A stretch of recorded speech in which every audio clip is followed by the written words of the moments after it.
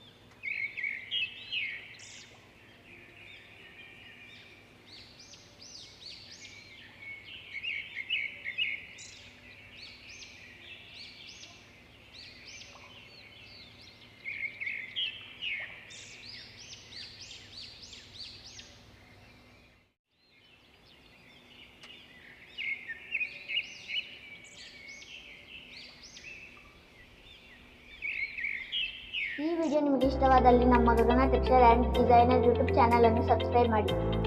ಹಾಗೆ ಮೇಲೆ ಕಾಣಿಸುವ ಬೆಲ್ ಬಟನ್ ಅನ್ನು ಕ್ಲಿಕ್ ಮಾಡಿ ಹಾಗೂ ಲೈಕ್ ಮಾಡಿ, ಶೇರ್ ಮಾಡಿ, ಕಮೆಂಟ್ ಮಾಡಿ. Thank you.